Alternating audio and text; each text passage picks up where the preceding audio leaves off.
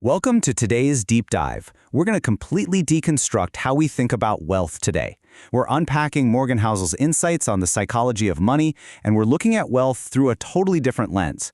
If you've ever felt like you're doing all the right math, but somehow still aren't getting the right financial results, well, you're in exactly the right place. Let's get right into this. Think about it. Is wealth management really an exact science? We've all been sold this massive myth. The great myth of money is that it's this rigid, math-based, hard science. We're taught that if you just plug the right data into the right formulas, you'll automatically build wealth. But as this explainer of the source material points out, that completely ignores the human element. We aren't algorithms, we're people. Which brings us to a massive paradigm shift. I want to ask you directly, why do we make bad financial decisions? I mean, if finance is literally just math, why do so many incredibly smart people go broke? It's because money is actually a highly subjective, emotionally driven soft skill. Ultimately, how you behave is far more important than what you actually know. Section 1. Money, math or psychology? So on one side, you have traditional finance. It's sterile. It's all about formulas, math, and hard data. But then you have reality. In the real world, financial decisions aren't made on a spreadsheet. They're made at the dinner table. They're driven by our emotions, our egos, our pride, and our personal history. This is a real aha moment. Once you accept that reality is messy and emotional, you can actually start making better choices. Section 2. Experience shapes our choices. This brings us to a simple, yet surprisingly comforting realization. No one is actually crazy.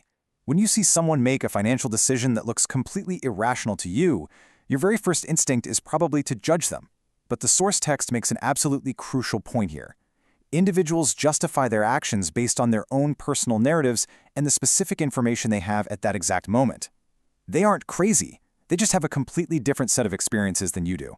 Take this generational divide, for example. If you grew up during a time of sky-high inflation, your life experience tells you that money loses its value quickly. As a result, you're naturally going to invest way less in things like bonds. But if you grew up in an era of low inflation, your reality is completely different, and you probably have a much higher risk tolerance. Seriously, think about that for a second. How is the specific economic climate you grew up in impacting your bank account right now? The thing is, this rationalization happens across all cultural contexts. The source highlights his incredibly powerful story from a New York Times article about a Chinese factory worker. To a lot of outsiders, the factory conditions might seem really harsh, but to the worker's nephew, that job is seen as a massive step up compared to the extreme poverty his aunt used to endure. His context completely changes the definition of a good job. It's the same reason we often judge low-income individuals for buying lottery tickets. But when you actually understand their daily struggles and that intense desire for just a leap forward, you see exactly how they rationalize that choice. It makes perfect sense in their context. Section 3. Luck and risk. As Scott Galloway brilliantly puts it, nothing is as good or as bad as it seems. We have this huge tendency to look at incredibly successful people and attribute 100% of their success to their hard work. And conversely, we look at failure and blame it entirely on bad decisions. But doing that completely ignores the profound intertwined impact that luck and risk actually have on our financial outcomes. Let's look at the contrast between Bill Gates and his childhood friend, Ken Evans. Bill Gates experienced exceptional luck. He just happened to attend Lakeside School, which was one of the only schools in the entire world at the time that had a computer. That rare opportunity was a massive catalyst for his success. Now think about Ken Evans. He was just as smart, just as passionate about computers, but he tragically died in a mountain climbing accident before graduation. Same intelligence, same drive, but unpredictable risk drastically altered his life trajectory. Luck and risk, they're literally two sides of the exact same coin. And because of stories like Gates, we run into a major problem. Extreme success distorts our perception of skill. When we only study the billionaires, the extreme outliers, we get a completely skewed view of reality. We start to think their highly specific, super lucky path is some reproducible formula. The source material urges us to stop looking at isolated, extraordinary examples. Instead, if we want to learn real financial wisdom, we need to be studying the broader, average patterns of success. Section 4. The danger of wanting more. Take the tragic narrative of Rajat Gupta. He started as an orphan in Kolkata, India. Through sheer brilliance and relentless effort, he rises up to become a CEO worth an estimated $100 million. It's an absolute triumph, right? But it wasn't enough. Driven by an insatiable appetite for more, he engages in insider trading, and it all ends in prison. The source also points to Bernie Madoff's infamous Ponzi scheme as another prime example.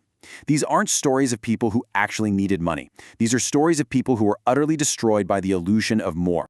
So, why does someone with $100 million risk it all? Well, the answer lies in the trap of social comparison, and it's so incredibly easy to fall into this. You get a raise, you buy a nicer house, but then you look at your neighbor who has an even bigger house, and suddenly you feel poor again. Measuring your own success against your richer peers creates a dangerous, never-ending race. It's basically a psychological treadmill that completely destroys your inner satisfaction. You just can't win a game where the finish line keeps moving. There's this brilliant story about the authors Kurt Vonnegut and Joseph Heller. They're at a party hosted by a billionaire. Vonnegut points out to Heller that their billionaire host makes more money in a single day than Heller ever made from his wildly successful novel Catch-22, and Heller simply responds that he has something the billionaire will never have: enough. The absolutely crucial point here is defining what that word truly means. Having enough is not some conservative limitation. It doesn't mean you lack ambition. What it actually is a powerful psychological shield. It's about deep self-awareness, managing your own expectations, and avoiding the profound regrets that come from boundless, unchecked ambition. When you finally know what enough is, you're free to actually enjoy your wealth. Section 5. The power of compounding. Consider the lessons we can learn from the Ice Ages. When scientists studied how the Earth froze over, they realized it wasn't caused by sudden, extreme drops in temperature. Actually, it was caused by incredibly tiny shifts in the Earth's axis that led to slightly cooler summers. Just a little less snow melted each year, accumulating over time. Those tiny, almost invisible shifts compounded into colossal energy that eventually covered the entire planet in ice. We can translate this into actionable steps for your own life. Step 1, small behavioral changes. Step 2, consistent compounding. Step 3, monumental financial results. Just like the Ice Ages, colossal financial success doesn't usually come from one massive, lucky gamble. It comes from tiny, emotionally sound behaviors, like saving a little extra, keeping your ego in check, and ignoring social comparison, and then just letting those small behaviors compound consistently over a very long time. Which leaves me with one final provocative thought for our explainer today.